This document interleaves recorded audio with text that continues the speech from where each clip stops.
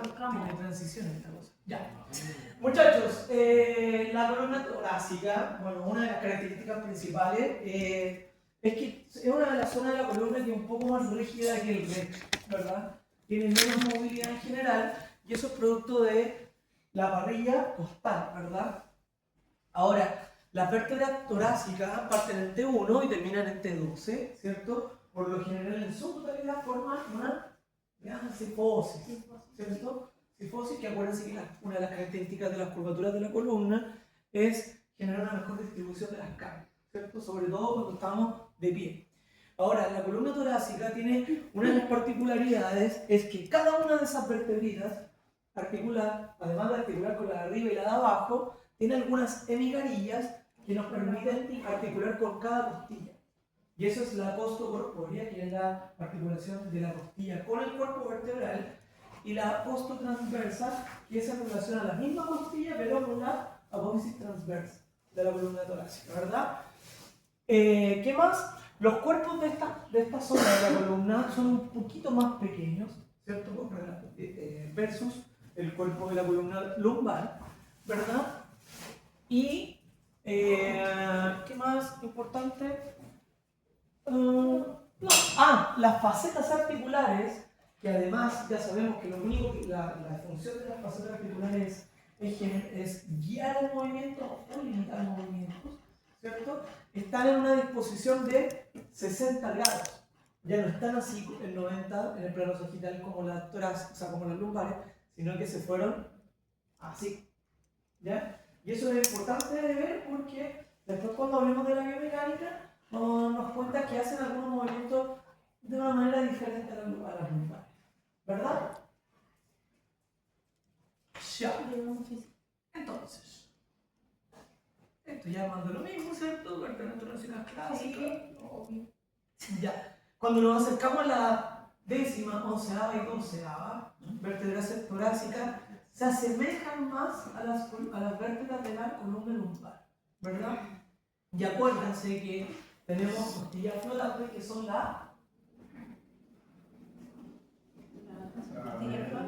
¿cuáles son las falsas? La última, sí. Sí, la última. Sí, muy bien. Ya, esa no son todo el tiempo. Ya, ¿qué más? Acuérdense también para los planos musculares, ¿cierto? Entonces aquí están todas las consideraciones anatómicas, tiene carilla de su cuerpo, particular con la costa vertebral, tenemos la costa transversa y la costa external. Acuérdense que todo el cierre de la caja torácica es hacia anterior en relación al esternón, ¿cierto? Y esa muchas veces puede estar asociada a dolor anterior por una costocondritis, ¿cierto? Que también ocurre, que es un dolor a nivel de la articulación por anterior, ¿cierto?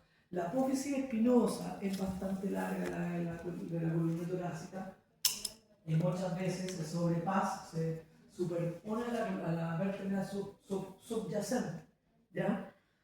Y los procesos espinosos, mira, esto es importante, los transversos están a la altura del cuerpo vertebral de T4 a T9, están a la altura del cuerpo, pero de T4 a T9 nos vamos a encontrar 2 niveles más abajo, o más arriba.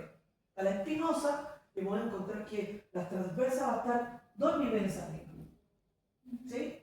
No están al mismo nivel, mira. En la primera sí, vamos a tener la transversa en el mismo lugar, pero si se van dando cuenta, la espinosa va descendiendo y lo que va ocurriendo, más o menos a la altura de T4, es que a lo mejor estas transversas va a estar como 2 niveles abajo, o sea, superior a la espinosa. No están al mismo nivel. Nos podemos encontrar con una vértebra al nivel de la misma espinosa. Por ejemplo. Vamos, se lo mostré solo de acá. Bueno. Para la izquierda, que acá lo que ocurre es que están al mismo nivel. Está la espinosa y voy hacia el lado y me voy a encontrar con las transversas. Pero a medida que voy bajando, entre T4 hacia abajo, la espinosa es mucho más larga y eso hace que esta espinosa no me voy a encontrar con las transversas de esa vértebra, sino que puede estar 2 niveles más arriba, los transversas de esta vértebra. ¿Sí? Eso. ¿Ya? Ya. ¿Qué más dice ahí? Son de tamaño mediano más grande, gruesas. Bueno, de 12 parecían la lumbar L1. Ya lo sabía. Ya. Ok. ¿Ah? Muy espinoso. No como el de la lumbar. Claro. Ya, chiquillos. El cuerpo, perdón, el disco intervertebral, a pesar de ser una superficie muy estable en la columna torácica, aún así pueden existir las discopatías torácicas. ¿Ya? Tenemos de las mismas características el núcleo pulposo, ¿cierto? Y el anillo fibroso, ¿cierto? Es mucho más gruesa que la parte posterior, ¿cierto? Y se localiza a nivel central, el núcleo. ¿Ya? A veces pueden ocurrir hernias torácicas, sí, pero son menos comunes porque en general las hernias se provocan por inestabilidades segmentarias. Cuando hay una excesiva movilidad entre los segmentos, es que este anillo se puede romper, ¿ya? Y en esta zona torácica es poco probable, pero ocurre, ¿ya?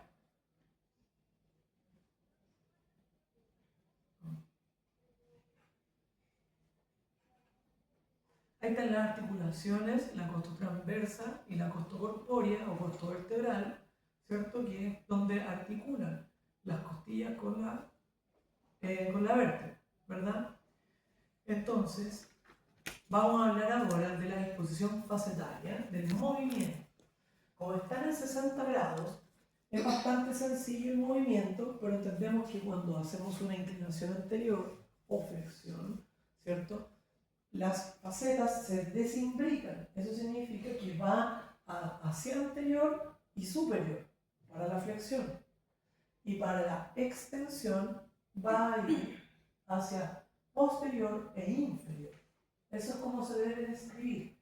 Si yo hago una extensión, ¿cierto? Ocurre exactamente lo mismo que en la columna lumbar con respecto al disco, que el disco se va a pinzar por posterior, se va a apuñar, y el núcleo pulposo va a migrar hacia anterior, que es donde se tensiona por anterior el anillo fibroso, ¿cierto? Y si yo hago flexión, las carillas ascienden y van hacia anterior, y por posterior el disco se abulta, se migra el núcleo hacia posterior, ¿cierto? Y se acuña por anterior, ¿ya? Entonces, ¿qué más? Sí, no me sé mucho bien. El plexo braquial, lo que tiene importancia es que hay nervios, como el torácico, ¿cierto? Que va a ir a inervar ciertas estructuras de la zona de la parilla torácica. ¿Ya? Recuerden que cada una de estas zonas espinales aparece un nervio, una raíz nerviosa de cada segmento que es entre las costillas, ¿cierto? Que muchas veces ese nervio se puede comprimir por causa de un movimiento, ¿ya?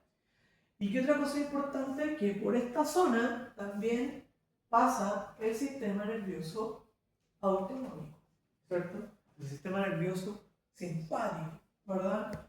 Donde las principales características de este sistema es mantenernos en una función de alerta, ¿cierto? Una función de alerta y es como nuestro sistema de arranque, ¿verdad? Versus el parasimpático. Función: inervación simpática superior, controla la función autónoma, inervación de víscera, inervación de órganos, abdomen, referencias anatómicas, ¿cierto? Entrada de la pared torácica hasta los pilares del músculo diafragmático. Ya, ahí están los nervios espinales, cómo funcionan o de dónde emergen, ¿cierto? Cada raíz nerviosa, ¿cierto? Cada nervio de la zona radicular, ¿verdad? Que se pueden comprimir en caso de estrechamiento. Y por lo mismo, como está acá la articulación con la costilla, los espacios por donde aparecen los nervios van a ser un poquito más estrechos y mucho más fáciles de comprimir. Pero, por como esto es tan estable, es raro que ocurra, como les decía antes. ¿Ya?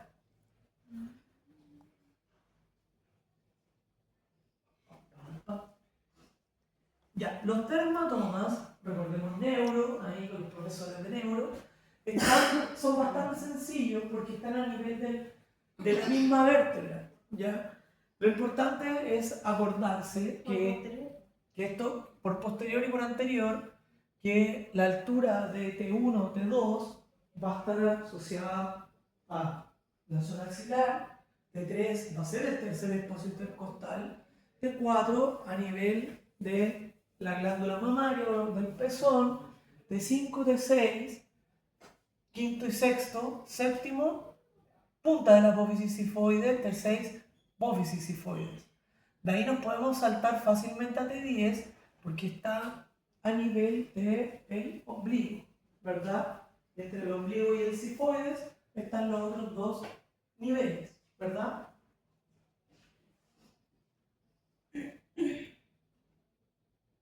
Por posterior exactamente lo mismo. Bueno, esta imagen. Ya, muchachos, esto deben ir a revisarlo. Las capas musculares intrínsecas del dorso. Tenemos el esplenio, el longísimo y el espinoso. En su totalidad son los erectores espinales, ¿verdad? Y de la capa profunda tengo el semiespinoso, multífido y rotadores. Recuerden que son los músculos de estabilización segmentaria, ¿cierto? Los chiquititos, estos, los multífidos y los rotadores, ¿sí? Interespinosos, intertransversos y los elevadores de las costillas. Además, no olvidar el diafragma, ¿cierto? Y los intercostales. Tenemos el externo y el interno. Y ya de la capa más superficial nos vamos a encontrar con trapecio, dorsal ancho, romboides. ¿Sí? ¿Por qué es tan importante? Porque el trapecio también es un músculo que, a pesar de generar movilidad, también estabiliza de cierta manera los segmentos por su zona de inserción, que es a nivel de las apófisis espinosas, ¿cierto? Y lo mismo pasa con el dorsal ancho, que asocia mucho a los cambios donde está cerca de la charnela toracolumbar, ¿ya? Y los romboides ya sabemos su función principal, que está asociada a la estabilidad escapular. Ahí están los movimientos de rotación en su totalidad. ¿Cuánto genera de flexión, inclinaciones y rotaciones cada segmento? Lo cual es muy poquitito, ¿cierto?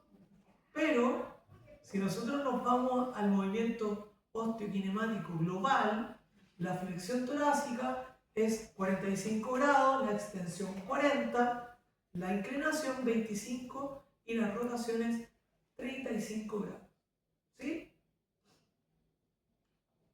Ya.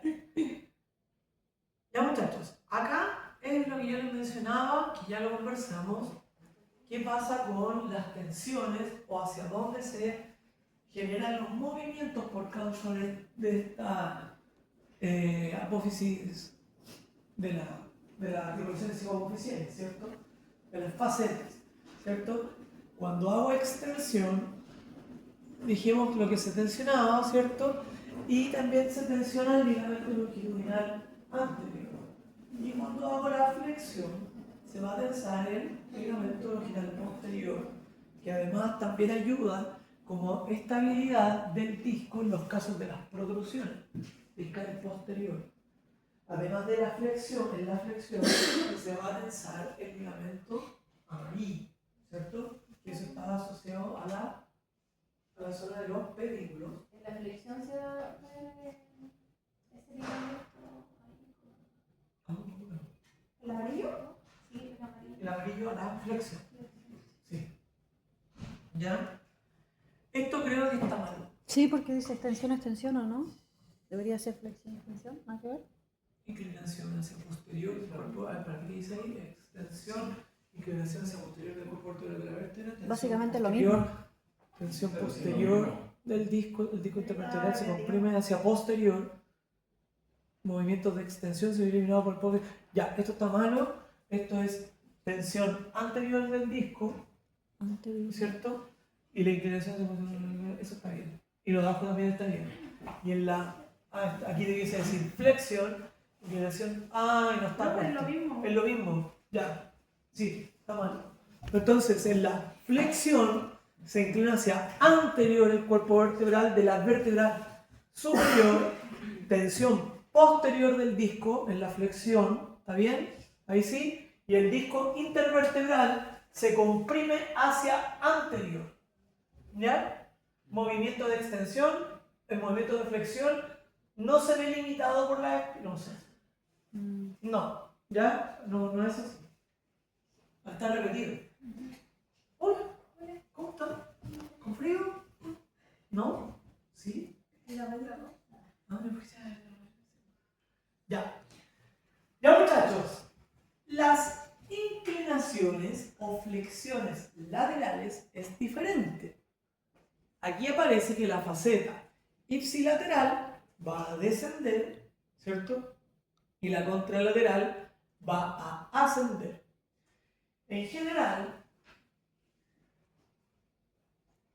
la columna torácica hace dos movimientos. ¿Por qué? Porque cuando yo la veo, evalúo de manera aislada, ahí sí, y yo hago una inclinación, por ejemplo, derecha, va a descender la faceta derecha y la izquierda va a ascender. ¿Sí? Muchas veces va a ir acompañada de una rotación ipsilateral al mismo lado de la inclinación, ¿cierto? Esa es la biomecánica aislada. Pero nosotros tenemos esto, que son las costillas, ¿ya? Por lo tanto, lo que ocurre acá es que cuando yo hago un descenso, claro, desciende la faceta ipsilateral, la contralateral asciende, pero eso genera que la vértebra haga una rotación contralateral por culpa de la costilla. Porque la costilla tiende a generar un empuje hacia anterior de la vértebra y la rota al lado opuesto. ¿Ya? Es como que yo hago este movimiento, inclino, pero en realidad lo que estoy haciendo es eso. ¿Sí?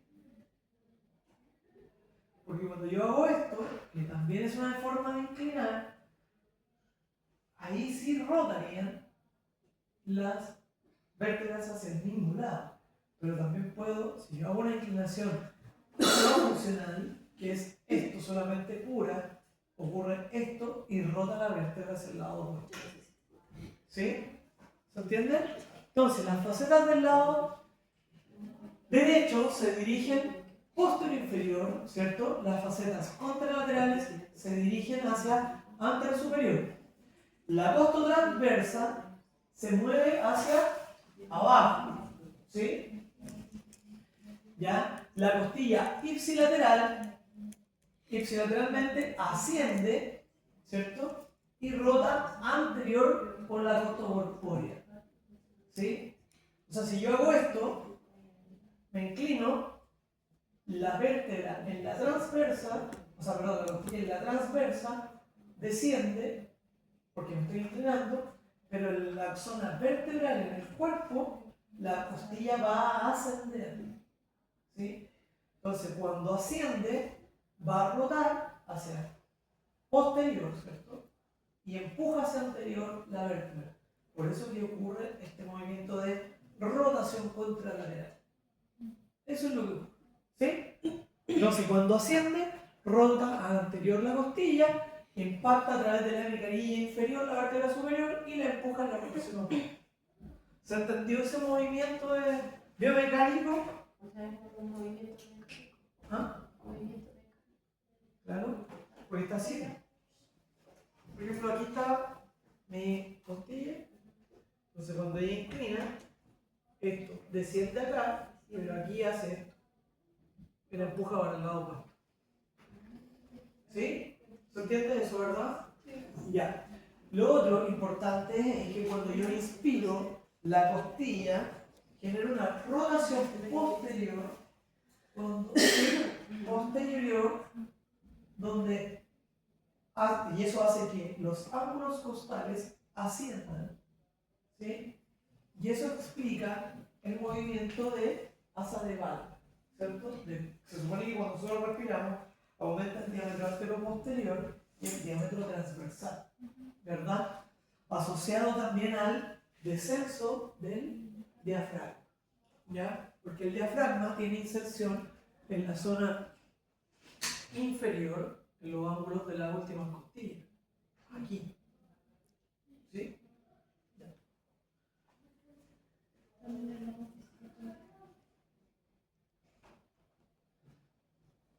Entonces, bueno, el comienzo de la inspiración, el diafragma elevando las costillas, se contrae al mismo tiempo, ¿cierto? Asociado también al movimiento de asa de Ball, ya lo conversamos. El diafragma actúa como un sinergista en la extensión y el abdominal aumenta la presión interabdominal. Entre un componente de estabilidad funcional de los puntos de inserción. Ya. Entonces, por eso es que es tan importante tener una buena sinergia del abdomen, porque hay personas que al bajar el diafragma no tienen dónde generar soporte diafragmático. Entonces las personas tienden a hacer un movimiento respiratorio que no es el adecuado, ¿ya? Pero es interesante que saber que el diafragma se agarra de esta manera. Entonces cuando inspira, el diafragma arrastra la costilla para descender y por eso que las costillas también aumentan el diámetro. Y eso seguido de que la extensión, la inspiración genera un momento de extensión torácica. ¿Por qué es importante entenderlo? Porque hay muchas técnicas después que usted puede hacer en inspiración o en expiración, dependiendo de lo que quiera hacer, si es hacia la flexión o hacia la extensión del tórax. ¿Sí?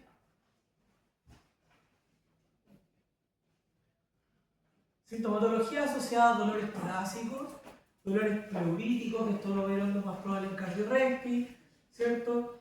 Compresiones de nervios intercostales, a lo mejor dolores viscerales, dolores retrocardíacos, puede haber muchas cosas.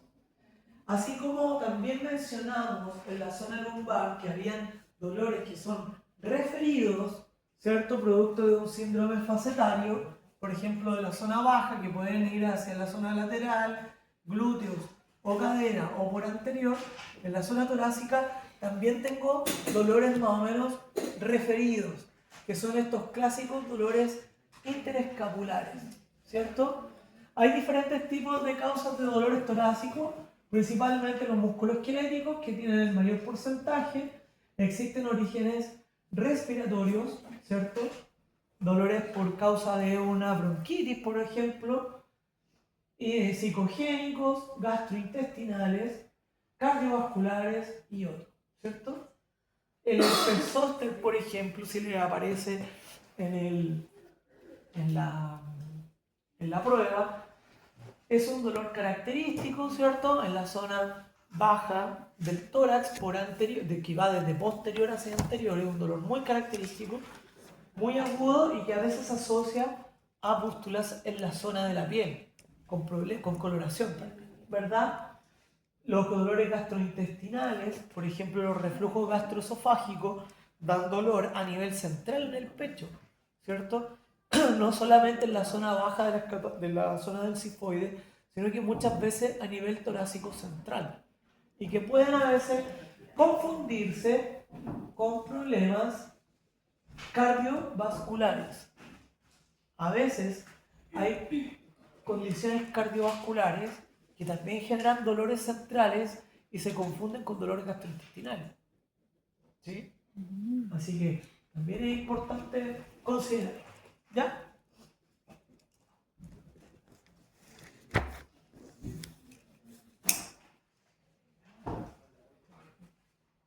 Ya, desde los músculos esqueléticos, muchachos, ¿se acuerdan de esto, de las famosas escoliosis? Sí. ¿Sí? La escoliosis no es nada más que una desviación, ¿cierto? ¿Viste que se hace una De la, no. ¿no? De una desviación de la curvatura de la columna. Y uno de los test más fáciles para ir a pesquisar esto o observar este problema es el test de Adam. El test de Adam no es tan simple como pedirle al paciente que haga una flexión completa y uno lo que tiene que hacer es observar cómo se comporta el tórax en flexión. Y lo que yo espero es que todo... ¿No trae la cabeza? Sí. Puede ser casi se me cae la cabeza. Lo que uno espera es que la persona al hacer flexión se mantenga de manera simétrica la movilidad torácica. Pero cuando hay una escoliosis, aparece una jiba en una zona. ¿Por qué ocurre la jiba?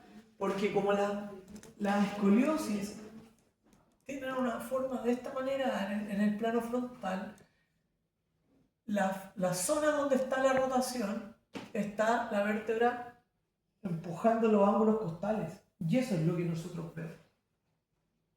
¿Sí? ¿Sí? Bueno, ese es el lado derecho, del lado derecho de la rotación. En este caso, la vértebra está rotada hacia la derecha. ¿Sí? Ayer me tocó practicar ¿El terminado? una abuelita de 32 años. ¿Ya? ¿Que tenía escoliosis? Entonces, la parte como compleja de la...